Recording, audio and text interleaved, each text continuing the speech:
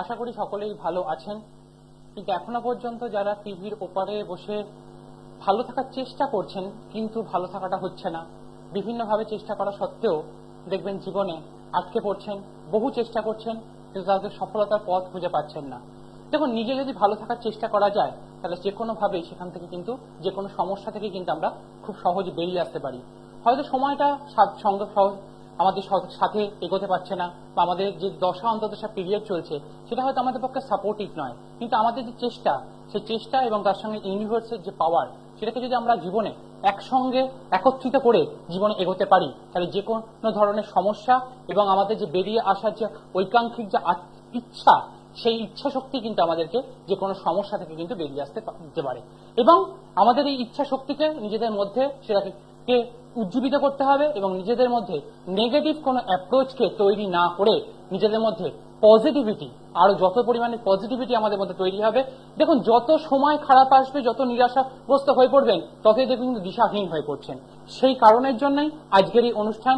যারা বহু চেষ্টা করছেন কিন্তু উঠতে পারছেন না, অনেকটা চেষ্টা করছেন, সফলতার পথ খুঁজে পাচ্ছেন না, এই অক্ষয় তৃতীয়া অর্থাৎ এই যে 10ই মে যে অক্ষয় তৃতীয়া পড়েছে, এই অক্ষয় তৃতীয়ার শুভ দিনটিকে আপনারা জীবনে কিভাবে ব্যবহার করলে জীবনে ভালো এগিয়ে যেতে পারবেন, এবং যারা চাইছেন এগিয়ে যেতে কিন্তু বিভিন্ন ক্ষেত্রে বাধাপ্রাপ্ত হচ্ছেন, তাদের জন্যই কিন্তু আজকের এই অনুষ্ঠান। তার মানে এই নয় যে বাকি যারা এগিয়েছেন তাদের জন্য না, প্রত্যেকের জন্যই এই অনুষ্ঠান। কিন্তু যারা বিশেষভাবে চেষ্টা করছেন কিন্তু এগোতে পারছেন না, এই যে জায়গাটা, যে সফলতার জায়গাটা খুঁজে পাচ্ছেন না, বারবার ধরে একটা আবর্তের মধ্যে ঘুরে বেড়াচ্ছেন, তাদের জন্য কিন্তু এই অনুষ্ঠান। এবং এই অক্ষয় তৃতীয়ার দিন থেকে আপনারা যাতে জীবনে সঠিকভাবে ফলপ্রসূতা লাভ করতে পারেন, সেই জন্যই কিন্তু আজকে এই অনুষ্ঠানের জন্য ছুটে আসা। এবং অনেকদিন ধরে লাইভ হচ্ছে না বলে যারা মেসেজ করছেন, হোয়াটসঅ্যাপে কল করছেন, তাদেরকে বেশিরভাগ ক্ষেত্রে রিপ্লাই দিয়েছি, চেষ্টা করেছি, কিন্তু যাদেরকে দিতে পারিনি তাদের কাছে আমি ক্ষমা প্রার্থী এবং অত্যন্ত কৃতজ্ঞ যে আপনারা আমার প্রতি আজকে সময় দিয়ে যে ব্রতের প্রতি যে এতটা বিশ্বাস ভরসা রাখছেন, তার জন্য ঐকান্তিকভাবে আপনাদের কাছে কৃতজ্ঞ। দেখুন, আমাদের যে অক্ষয় তৃতীয়ার এই দিনটা কেন গুরুত্বপূর্ণ, তার কারণ এই যে দিনটা, এই অক্ষয় তৃতীয়ার দিনেই কিন্তু মহাদেবকে তুষ্ট করে কুবেরজি কিন্তু তার যে বিশাল ধনসম্পত্তির যে যক্ষরাজ হয়েছিলেন। এই যে অক্ষয় তৃতীয়ার দিন, এই অক্ষয় তৃতীয়ার দিনতেই কিন্তু মা গঙ্গা যে প্রার্থনায় সাড়া দিয়ে কিন্তু মর্তে আবির্ভূত হয়েছিলেন। আবার এই দিনেই আমাদের যে দশমহাবিদ্যা, এই দশমহাবিদ্যার যে মূল যে আমরা যা উপাসনা করি, সেই উপাসনারও কিন্তু একটা গুরুত্বপূর্ণ দিন। তার কারণ এই দিনটিতে দেবী ধূমাবতীর জন্মতিথিও ধরা হয়ে থাকে। সুতরাং এই যে অক্ষয় তৃতীয়া, এই অক্ষয় তৃতীয়ার যে গুরুত্বপূর্ণতা, অর্থাৎ অক্ষয় মানে যে কোনো যার ক্ষয় হয় না, যা একবার যদি আপনি জীবনে ব্যবহার করেন, যাকে আপনি যদি ইউটিলাইজ করতে পারেন, জীবনে ব্যবহারযোগ্যতার মধ্যে আনতে পারেন, তাহলে সেক্ষেত্রে কিন্তু আপনি আপনার জীবনে সেটাকে চিরস্থায়ী করতে পারেন। দেখুন, সমুদ্র মন্থন যখন হয় তখন লক্ষ্মী দেবী, লক্ষ্মীর সঙ্গে কিন্তু অলক্ষ্মীরও কিন্তু আবির্ভূত হয়েছিলেন। তা আমাদের প্রত্যেকের বাড়িতেই কিন্তু লক্ষ্মী এবং অলক্ষ্মী দূরেই কিন্তু বাস থাকে। এর মধ্যে মা লক্ষ্মীর কৃপা আমাদের যদি পেতে হয়, এবং এই অক্ষয় তৃতীয়ার দিনেই কিন্তু যক্ষরাজ যে কুবের, সে কিন্তু মা লক্ষ্মী কৃপা প্রাপ্ত হয়েছিলেন মহাদেবকে তুষ্ট করে। সুতরাং এই দিনটিকে যদি আমরা আমাদের জীবনে ব্যবহার করতে পারি, তাহলে মা লক্ষ্মী কিন্তু আমাদের যে গৃহে চিরস্থায়ী হতে পারে। এবং এর জন্য আমাদেরকে যে অলক্ষ্মীর যে উপাচার, সেগুলোকে কিন্তু আমাদেরকে আগে তাকে আটকাতে হবে। তার কারণ হচ্ছে, যদি বাড়িতে অলক্ষ্মীর যদি পজিটিভিটি বেড়ে যায়, তাহলে সেক্ষেত্রে কিন্তু আমাদের নেগেটিভ অ্যাপ্রোচ তৈরি হয়। এবং সেটাকে আটকানোর জন্য আমাদের প্রথম যেটা করতে হবে, এই দিনকে, এই যে অক্ষয় তৃতীয়ার দিন সকালবেলা প্রথম একটা লেবু লঙ্কা আমাদের গেটে ঝোলাতে হবে। এতে কি হয় না, লেবু এবং লঙ্কা এটা দিলে অলক্ষ্মীকে কিন্তু এখান থেকে আটকানো যায়, এবং ওই আকর্ষণে ওখানে আটকে থাকবে, আর গৃহের মধ্যে কিন্তু প্রবেশ করতে পারবে না। এবং গৃহে এমন কোনো দ্রব্য ব্যবহার করবেন না যেগুলো ভেঙে গিয়েছে বা যেগুলোকে অনেকদিন ধরে আনইউটিলাইজ হয়ে পড়ে রয়েছে, সেগুলোকে সবসময় সরিয়ে দেওয়ার চেষ্টা করবেন এবং গৃহকে সবসময় পরিষ্কার রাখার চেষ্টা করবেন। তখন দেখবেন গৃহে যত পরিমাণে আপনার আবর্জনা বাড়বে, তত কিন্তু আপনার গৃহেতে অলক্ষ্মীর বাস কিন্তু বাড়বে, লক্ষ্মীর বাসের কিন্তু সেই জায়গাটা হ্রাসপ্রাপ্ত হবে। সুতরাং আমাদের যে মূল লক্ষ্য থাকবে যে মা লক্ষ্মীর যে বসবাস যেন আমাদের গৃহে বৃদ্ধি পায়, সেই জন্য আমাদের অলক্ষ্মীকে কিন্তু এখানে আটকাতে হবে। এবং এবার ছড়ে যে অক্ষয় তৃতীয়ার দিনটা, এই অক্ষয় তৃতীয়ার দিনটিতে রবি এবং চন্দ্র, এই দুটো গ্রহই কিন্তু খুব পাওয়ারফুল অবস্থা থাকছে এবং তুঙ্গস্থ অবস্থা থাকছে। এবং চন্দ্র কিন্তু রোহিণী নক্ষত্রে কিন্তু থাকছে, যার ফলে কারণ জ্যোতিষ অনুযায়ী যে কোনো জন্মছক বলুন বা যে কোনো গোচরের ক্ষেত্রে যদি কোনোভাবে রবি এবং চন্দ্র পীড়িত হয়ে যায়, তাহলে সেক্ষেত্রে আপনার জন্মছকে যত বড় রাজ্যই থাকুক না কেন তার ফলাফল আপনি পাবেন না। তার ফলাফল যতটা জীবনে প্রয়োগ ফসল আসতে পারে সেটা কখনো আসতে পারে না। সেই কারণের জন্য এই অক্ষয় তৃতীয়ার দিনে যে গোচরের অবস্থান, তাতে রবিও তুঙ্গস্থ অবস্থা থাকছে এবং তার সঙ্গে সঙ্গে দেখা যাচ্ছে চন্দ্র এখানে রোহিণী নক্ষত্রে বৃষ রাশিতে তুঙ্গস্থ অবস্থা থাকছে। তো এই যে জায়গাটা, এটা আমাদের জীবনে কিন্তু খুব রেয়ার আসে এবং এটাকে আমাদের জীবনে ব্যবহার করতে হবে। এবং রোহিণী নক্ষত্র থাকাকালীনই আমাদের যা কিছু উপাচার কিন্তু এখানে করতে হবে। তার কারণ রোহিণী নক্ষত্রে কিন্তু যে চন্দ্র কিন্তু থাকবে 10:37 পর্যন্ত। সুতরাং আমাদের অক্ষয় তৃতীয়ার যা কিছু উপাচার সেটার জন্য শুভ সময় হচ্ছে 7:12 থেকে 10:32 মধ্যে।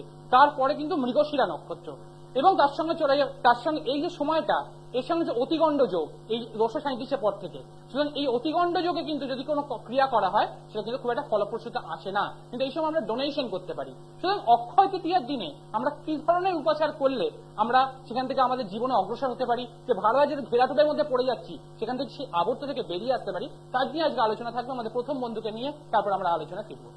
হ্যালো, কে বলছেন, কোথা থেকে বলছেন? আমি কৃষ্ণনগর বলছি, কৃষ্ণনগর থেকে। কৃষ্ণনগর থেকে? হ্যাঁ। নামটা একটু বলবেন?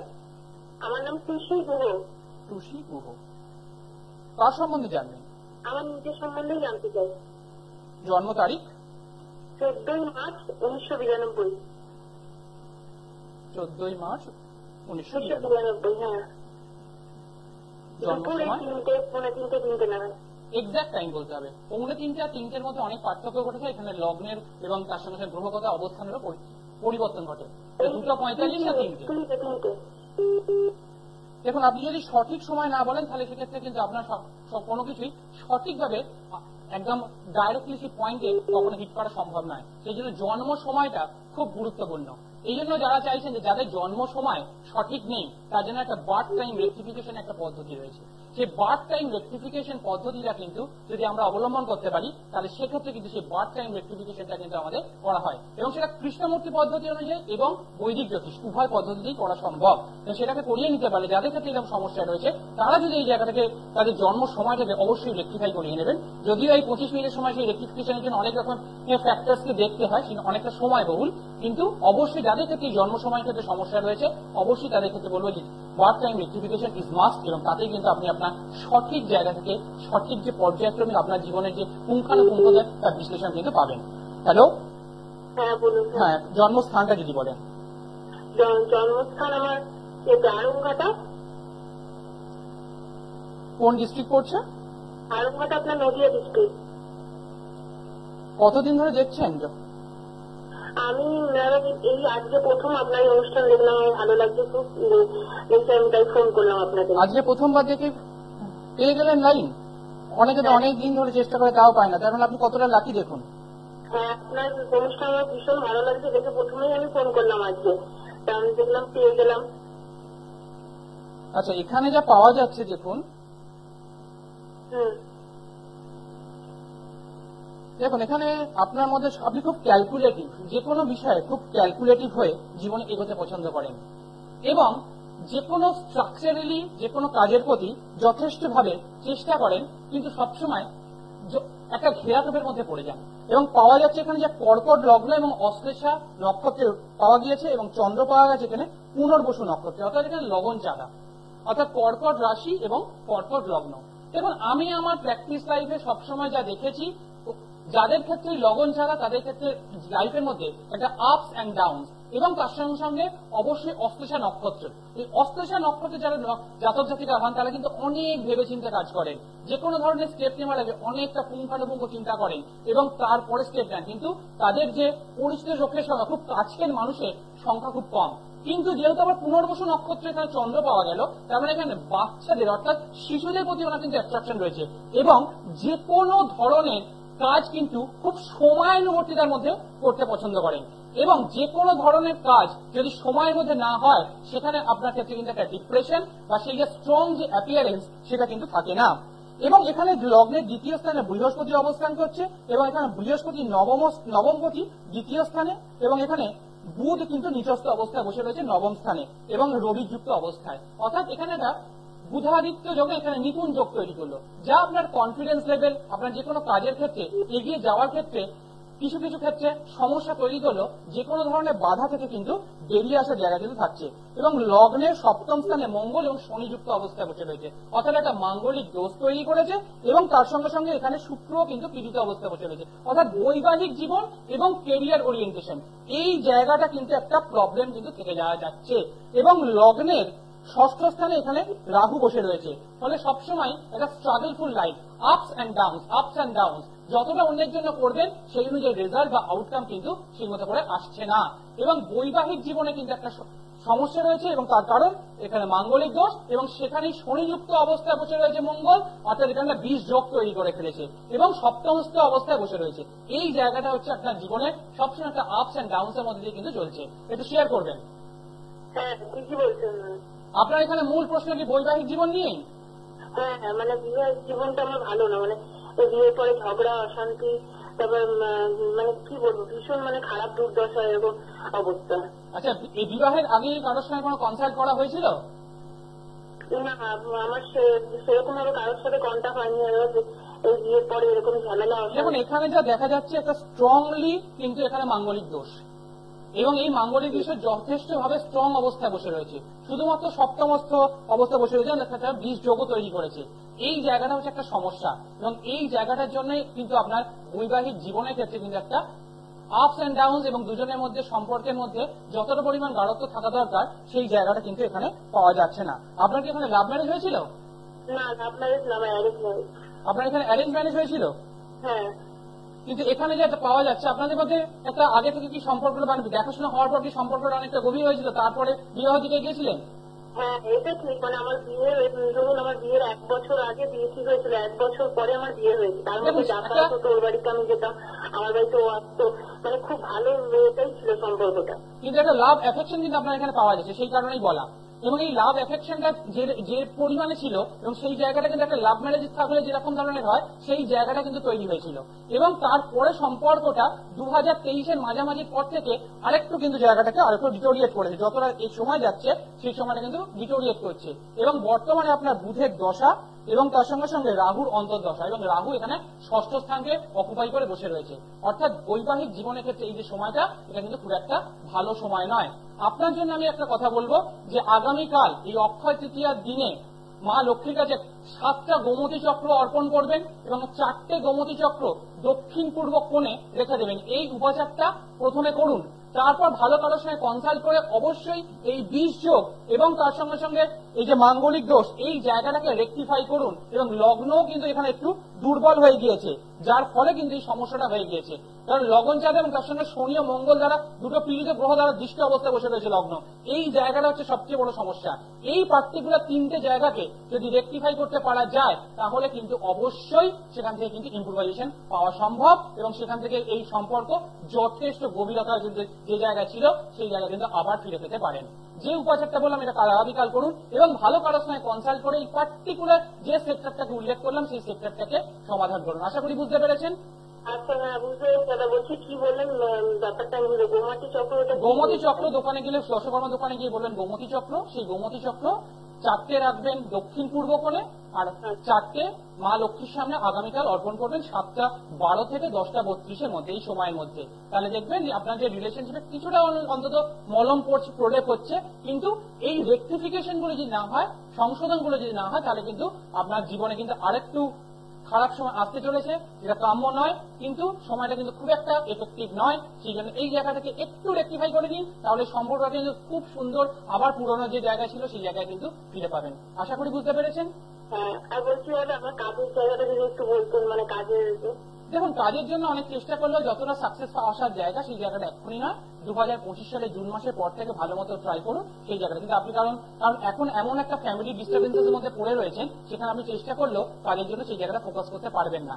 সেই কারণের জন্য আগে এই জায়গাটাকে রেকটিফাই করুন, কারণ আমাদের ব্যক্তিগত জীবনটা যদি ঠিক না থাকে আমরা কখনো কিন্তু কর্মক্ষেত্রে সেই সফলতা কিন্তু পেতে পারি না, কারণ সেই কন্ট্রিবিউশনটা আমরা দিতে পারি না। আশা করি বোঝাতে পেরেছি।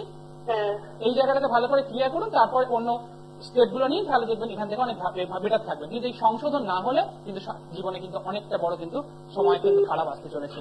দেখুন, জীবনে আমাদের অনেক সমস্যাই থাকবে, কিন্তু আমাদেরকে নিজেদেরকে, আমি শুরুতেই বলেছিলাম যে নিজেরা যদি চেষ্টা করি এবং নিজেরা যদি ভাবি যে আমরা ভালো থাকবো, তাহলে কিন্তু সেই জায়গা থেকে কেউ কিন্তু আমাদের আটকে থাকতে পারে না। দেখুন, আমাদের যে উপাচার, কি উপাচার আমরা করব, এই দিনটিতে আমরা অল্প পরিমাণ কিছু চাল সংগ্রহ করবো, অর্থাৎ চাল কিনবো, এবং এই চালটিকে থেকে আমরা দুটো নৈবেদ্য বানাবো, এবং অবশিষ্ট চালটা আমরা আমাদের যেখানে আমরা চাল রাখি সেই যে আমাদের যেখানে রক্ষণাবেক্ষণ করবো সেখানে রেখে দেবো। আর বাকি যে দুটো একটা আমরা সিধা তৈরি করব, এবং এই যে দুটো সিধা তৈরি করব তার মধ্যে অল্প পরিমাণ একটু সবজি দেব এবং অল্প একটা মিষ্টি দেব। এটা দিয়ে এমন কোনো মানুষকে দান করবো যার আপনার অপরিচিত কিন্তু তার প্রয়োজন রয়েছে, এরকম কোনো মানুষকে দান করবেন। একটা যে ভুজি থাকবে, সেকেন্ড যে ভুজিটা থাকবে সেই ভুজিটা একটা কোনো ব্রাহ্মণকে দান করবেন, এবং তার সঙ্গে সঙ্গে একটা জলপূর্ণ কলসপত্র তাকে দান করবেন। জলপূর্ণ কলসপত্র যদি দান করা যায় তাহলে জীবনে যে সৌভাগ্য বৃদ্ধি হয়, অর্থনৈতিক জায়গা সৃষ্টি করে, এবং যে ব্রাহ্মণকে যখন দান করবেন তার কাছ থেকে এক মুষ্টি অন্ন চেয়ে নেবেন সেই চাল, এবং সেটাকে এনে আপনার যেখানে চালের রক্ষণাবেক্ষণ করে সেখানে মিশিয়ে রাখবেন, এবং চাল শেষ হওয়ার আগে সেখানে দেখবেন আপনার জায়গাতে ভান্ডারে কখনো শেষ হবে না, সবসময় ভর্তি হয়েই থাকবে। এই উপাচারটাকে করুন। এবং এই অক্ষয় তৃতীয়ার দিনেও কিন্তু আমাদের কিছু আরো কয়েকটি উপাচার আমি বলবো, আমাদের দ্বিতীয় বন্ধুকে নিয়ে আমরা আবার আলোচনা করব। হ্যালো, কে বলছেন, কোথা থেকে বলছেন? নমস্কার স্যার, আমি কলকাতা থেকে সোমপ্রকাশ দাস বলছি। সোমপ্রকাশ দাস? সোমপ্রকাশ দাস, কার সম্বন্ধে জানবে? আমার নিজের সম্পর্কে একটু জানতে চাই। জন্ম তারিখ যদি বলো। হ্যাঁ, 10/3/1996। 10/3/1996। হ্যাঁ হ্যাঁ 10th March 1996। হ্যাঁ হ্যাঁ। জন্ম সময়? সময় হচ্ছে রাত্রি 9:16 PM। জন্মস্থান? জন্মস্থান হচ্ছে কন্টাই, ওয়েস্ট বেঙ্গল। কন্টাই মানে মিদনাপুর। হ্যাঁ। কতদিন ধরে অনুষ্ঠান দেখছো? অনুষ্ঠান মানে সিসিটিভি প্রত্যেকটা অনুষ্ঠান দেখছি মোটামুটি, কম বেশি সময় থেকে দেখছি। আজকে দেখলাম, আজকে চান্স পেলাম, ভালো লাগছে। দেখো, তুমি বলো তো আত্মকেন্দ্রিক, নিজের সম্বন্ধে অনেক বেশি কেয়ারফুল, যে কোনো কাজ করার ক্ষেত্রে খুব তাড়াতাড়ি ডিসিশন নাও, কিন্তু খুব ব্যালেন্সিং, অর্থাৎ যে কোনো ধরনের সমস্যা হোক বা যাই হোক তুমি কিন্তু সেখান থেকে খুব ম্যানেজেবল অবস্থায় বেরিয়ে আসতে পারো। এবং এখানে লগ্নপতি, এখানে লগ্ন পাওয়া গেছে স্বাতী নক্ষত্রে। স্বাতী নক্ষত্রে যে সকল জাতক জাতিকা হন তাদের কিন্তু মোটামুটি 32-33 বছর বয়সের পর থেকে কিন্তু তাদের ফ্লারিশমেন্ট দেখতে পাওয়া যায়। এবং এখানে চন্দ্র পাওয়া গেছে বিশাখা নক্ষত্রে, অর্থাৎ এবং এখানে পাওয়া যায় বৃশ্চিক রাশি, এবং বর্তমানে রাশির চতুর্থ স্থানে কিন্তু শনি অবস্থান করছে। ফলে মানসিক জায়গাটা কিন্তু একটু সমস্যা কিন্তু থাকছে, সবসময় একটা ডিপ্রেশন, এবং যতটা পরিমাণ নিজের ক্ষেত্রে চেষ্টা করবে ততটা কিন্তু এফেক্টিভনেস আসার ক্ষেত্রে কিন্তু এখানে সমস্যা থাকছে।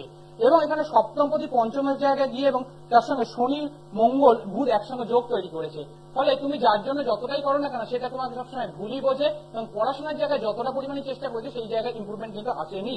এবং এখানে যা পাওয়া যাচ্ছে কেরিয়ার ওরিয়েন্টেশনের জায়গাটা 96 এ জন্ম, মোটামুটি ভাবে বলতে পারা যায় যে 27 ইয়ার্স ওল্ড, এবং তোমার যে শিক্ষা সেটা কম্পিউটার ওরিয়েন্টেড শিক্ষা, এবং তার সঙ্গে যখন যদি আর্টস ওরিয়েন্টেড পড়াশোনা করে থাকো তাহলে সেক্ষেত্রে কিন্তু ফ্লারিশমেন্টের জায়গাটা কিন্তু থেকে যাচ্ছে। কি নিয়ে পড়াশোনা করেছো? আমি সায়েন্স নিয়ে পড়াশোনা করেছি, দিয়ে প্রাইমারি টিচারের জন্য ডিএলএড করেছি। পরীক্ষা দিচ্ছি প্রাইমারি টেট এবং ফুড এসআই, এগুলো সব মানে রাজ্য সরকারের জন্য পরীক্ষা দিচ্ছি, কেন্দ্র সরকারের চাকরির চেষ্টা করছি। এটা কি হবে না হবে ক্যারিয়ারটা। দেখুন, প্রথমেই চয়েসটাই ভুল হয়ে গেল, সায়েন্স ব্যাকগ্রাউন্ড। কিন্তু এই জন্মছক যা বলে তাতে কিন্তু অবশ্যই বলা যায় যে এই জন্মছক অনুযায়ী যদি অবশ্যই আর্টস নিয়ে পড়ার জায়গা থাকতো তাহলে কিন্তু অবশ্যই ফ্লারিশমেন্টের জায়গাটা অনেক জায়গা থাকতো। এবং বর্তমান সময় শিক্ষকতার যে জায়গাটা সেটা নিয়ে একটা বিশেষ সমস্যা কিন্তু চলছে। ফলে এবং তার সঙ্গে সঙ্গে এই যে বর্তমান সময়টা, এই শনি যেহেতু চতুর্থ স্থানে রয়েছে, ফলে এই জায়গাটা ক্যারিয়ারের বর্তমান সময়টা কিন্তু খুব একটা ভালো জায়গা কিন্তু নেই। এবং তার সঙ্গে আরেকটা কথা বলবো যে নিজের মধ্যে অনেকটা কনফিডেন্স লেভেলেরও কিন্তু এই জায়গাটা কিন্তু প্রবলেম তৈরি করছে। 2025 জুন মাসের পর থেকে আরেকটু ওরিয়েন্টেড হয়ে সেই জায়গাটা ট্রাই করো, তাহলে দেখবে জায়গাটা অনেক ভালো হবে এবং সেই ক্ষেত্রে চাকরি পাওয়ার চান্সও কিন্তু থাকছে। কিন্তু বর্তমান সময়টা কামিং একটা বছর আমি কিন্তু সেইভাবে কিন্তু কানেকশন কিছু দেখতে পাচ্ছি না, কিন্তু আগামী 25 সালের পর থেকে কিন্তু জায়গাটা তৈরি হবে। কিন্তু এখানে শনি মঙ্গলযুক্ত এই যে 20 যোগ তৈরি করেছে এবং লগ্নপতি সপ্তমে গিয়ে লগ্নকে দেখছে, এই জায়গাটা পাওয়ারফুল হলেও এখানে দশমপতি খুব একটা পাওয়ারফুল অবস্থায় নেই। যেটা আমি আমার চার্টে আমার অ্যানালিসিসে সবসময় বলি যে ডিটেইন চার্ট হচ্ছে আলটিমেট আনসার ফর কেরিয়ার। কেরিয়ারের জন্য ডিটেইন চার্টের যে দশমপতি সে কিন্তু খুব একটা ভালো বা পাওয়ারফুল অবস্থায় নেই, যার ফলে এই সমস্যাটা হচ্ছে। 2025 সালের জুন মাসের পর থেকে গোচরে যখন বৃহস্পতি পরিবর্তন ঘটবে তখনই কিন্তু তোমার ইম্প্রুভাইজেশনের জায়গাটা কিন্তু দেখতে পাওয়া যাচ্ছে। আশা করি বুঝতে পেরেছো। দেখুন, আমরা যে আলোচনায় ছিল যে অক্ষয় তৃতীয়া, অক্ষয় তৃতীয়ার এই দিনটিকে আমাদেরকে বিশেষভাবে যদি আমরা একটা অক্ষয় যে অর্ঘ্য হয় সেই অর্ঘ্যকে যদি দান করতে পারি তাহলে আমাদের ফ্লারিশমেন্ট এবং তাদের সৌভাগ্য বৃদ্ধি অর্থনৈতিক বৃদ্ধিও কিন্তু হয়। কি করতে হবে? একটা মাটির একটা থালা নিতে হবে, তার মধ্যে অল্প পরিমাণ ধান দেবেন এবং তার সঙ্গে সঙ্গে অবশ্যই একটা ঘট দেবেন এবং সেই ঘটটার মধ্যে লাল সুতো দিয়ে তাকে 3 প্যাচ দিয়ে দেবেন এবং তার মধ্যে অল্প পরিমাণ জল দেবেন এবং তার উপরে একটা কলা অথবা শশিস ডাব দেবেন এবং তার মধ্যে 1 টাকা অথবা 10 টাকা যার যেরকম সামর্থ্য সেটা দেবেন এবং মায়ের কাছে অর্পণ করবেন এবং তার সঙ্গে সঙ্গে মায়ের কাছে একটা অক্ষয় সিঁদুর অর্পণ করবেন এবং এই যে ঘটটি অর্পণ করলেন তার মধ্যে যতটা পারবেন আপনার যেদিন যেরকম সামর্থ্য বা যে এক্সেসিভ পয়সা থাকবে সেটা তার মধ্যে জমাতে থাকবেন এবং ওটা যখন ভর্তি হয়ে যাবে কোনো দুস্থ ব্যক্তিকে বা যার কোনো প্রয়োজন রয়েছে এরকম কোনো কাজে যদি ব্যয় করতে পারেন তাহলে দেখবেন আপনার যে এই যে প্রদান বা আপনার যে দান করলেন তাতে কিন্তু আপনার যে ফ্লারিশমেন্ট অর্থাৎ আপনার যে উন্নয়ন সেটা কিন্তু কাঙ্ক্ষিত ভাবে হবে। আপনার যে জায়গা থেকে আপনি বারবার ধরে ঘেরাটোপের মধ্যে আটকে যাচ্ছিলেন সেই যে জায়গাটা সেই জায়গা থেকে কিন্তু আরো ফ্লারিশ হতে উঠতে পারবেন। এবং এর সঙ্গে বলবো যে এই দিনটিতে একটা ধনলক্ষ্মী প্রদীপ দেবেন, এতে আপনাদের ধনস্থান বৃদ্ধি পাবে এবং সন্তান এবং তার সঙ্গে আপনার বাড়ির যে সমস্যা সেই সমস্যাগুলো অনেকটা কন্ট্রোল হবে। কি করবেন? 3টে কিন্তু এখানে মাটির প্রদীপ সংগ্রহ করতে হবে। তার মধ্যে একটা যে প্রথম প্রদীপ থাকবে তার মধ্যে রাখবেন সৈন্ধব লবণ এবং তারপরে যে দ্বিতীয় প্রদীপ মানে ওই সৈন্ধব লবণের উপরে আবার একটা প্রদীপ দেবেন, মানে একটা প্রদীপের মধ্যে প্রথমে সৈন্ধব লবণ নেবেন, তার উপরে আবার একটা দ্বিতীয় প্রদীপ দেবেন, তার মধ্যে থাকবে 11খানা একদম সুন্দর দেখে পরিষ্কার দেখে লবঙ্গ নেবেন যার কিন্তু অবশ্যই ফুল থাকবে এবং তারপর তার উপরে অর্পণ করবেন আবার একটা প্রদীপ রাখবেন এবং তার মধ্যে শিখা থাকবে এবং ঘিয়ের প্রদীপ এবং এই 3টে মায়ের কাছে অর্পণ করবেন আগামীকাল সকালবেলা অর্থাৎ 10ই মে অক্ষয় তৃতীয় দিন 10:32-এর মধ্যে কিন্তু এই কাজটা আপনাদের করতে হবে এবং এই যে কাজটা হলে প্রতি শুক্রবার এই প্রদীপটাকে আপনারা কিন্তু প্রজ্বলন করবেন। তাহলে দেখবেন আপনাদের গৃহের যে সমস্যাগুলো সেগুলো যেমন ফ্লারিশমেন্ট করবে, ধনস্থানটা যেন তৈরি হবে। এবং এখানে একটা কথা বলেছেন যে একটা সিঁদুর অর্পণ করবেন। দেখুন, অক্ষয় মানে কি? যে আমাদের যে জিনিসের ক্ষয় হয় না এবং এই দিনটিতে যে কোনো ধরনের যার যেমন সামর্থ্য একটা মেটালের কিছু রাখবেন এবং সেটা মা লক্ষ্মীকে অর্পণ করবেন বা তো ঠাকুরের কোনো কাজে ব্যবহার করবেন। তাহলে দেখবেন আপনাদের যে ফ্লারিশমেন্ট সেই ফ্লারিশমেন্ট কখনো আটকাবে না। দেখুন, একটা উপাচার আপনাকে বিভিন্ন ক্ষেত্রে থেকে তার ক্ষেত্রটা প্রস্তুত করতে পারে কিন্তু তার যে আলটিমেট আনসার বা আপনার যে সাকসেস সেই সাকসেস জায়গাটা কিন্তু অবশ্যই সেই রেক্টিফিকেশন থেকেই কিন্তু সম্ভব। এবং এই রেক্টিফিকেশন অর্থাৎ যে আপনার গ্রহ সংস্কার এবং এই গ্রহ সংস্কার যদি সঠিক সময় সঠিক নির্দেশে সঠিকভাবে করা যায়, সঠিক হতে হবে। যদি সঠিক না হয় আপনি যত লক্ষ টাকাই খরচ করুন না কেন সেখান থেকে কোনো রকম ভাবেই কিন্তু সেখান থেকে আপনি বেরিয়ে আসতে পারবেন না। সুতরাং এই আর কিছু বললাম যে অক্ষয় সিঁদুর, এই অক্ষয় সিঁদুর যদি দিলেন সেটিকে যে কোনো কাজে যাওয়ার আগে তার মধ্যে অল্প একটুখানি যে কোনো কাজে যাচ্ছেন তার আগে একটা তিলক করে যাবেন, দেখবেন যে কোনো কাজ আপনার ক্ষেত্রে খুব সহজভাবে এবং আপনি খুব সহজভাবে সেখান থেকে বেরিয়ে আসতে পারছেন। এবং এই যে উপাচারগুলো সেগুলো আপনাদের জীবনের মধ্যে একটা স্টেবিলিটি দেবে, একটা স্থিরতা আনবে এবং তারপর তার সঙ্গে সঙ্গে জীবনে এগিয়ে যাওয়ার জন্য অবশ্যই দরকার রেক্টিফিকেশন এবং সেই রেক্টিফিকেশন যখন প্রপারলি হবে তাহলেই দেখবেন সেখান থেকে কিন্তু বেরিয়ে আসতে পারবেন এবং জীবনের যে সমস্যাগুলো সেই সমস্যাগুলো কিন্তু প্রতিহত করতে পারবেন। দেখুন, ডিগ্রি নিয়ে অনেকেই অনেক কথা বলে কিন্তু তাতে আমার কোনো কোয়ালিফিকেশন বা আমার ডিগ্রি যে সে কেড়ে নিতে পারবে না সে জেনেও যে এই সময় নষ্ট করছে তাতে ব্রত কোনোভাবেই বেতন বদার নয়, সে সময় নষ্ট করুক। তার কারণ ব্রত আগেও এই সব বিষয় নিয়ে বদার ছিল না, আজও বদার নয়। আপনারা ভালো থাকবেন, সুস্থ থাকবেন এবং সঠিক পদ্ধতিতে সঠিক নির্বাচন করে সেই জায়গা থেকে নিজেদের প্রয়োগগুলো করুন, জীবনে এগিয়ে যান এবং তার সঙ্গে সঙ্গে নিজেদের সফলতাকে অবশ্যম্ভাবী নিজেদের যে সফলতায় কাঙ্ক্ষিত সফলতা সেটিকে সেই জায়গায় রিচ করতে পারবেন এবং অক্ষয় তৃতীয়ার দিনটিকে জীবনে ঐকান্তিক ভাবে ব্যবহার করে সেখানে জীবনে এগিয়ে যান। এক সময়তে একদম করা যাচ্ছে। মা দক্ষিণা কালীকে প্রণাম জানিয়ে আজকের অনুষ্ঠান এখানে শেষ করছি। সকলে সুস্থ থাকবেন, ভালো থাকবেন। দূর আর দূরে নেই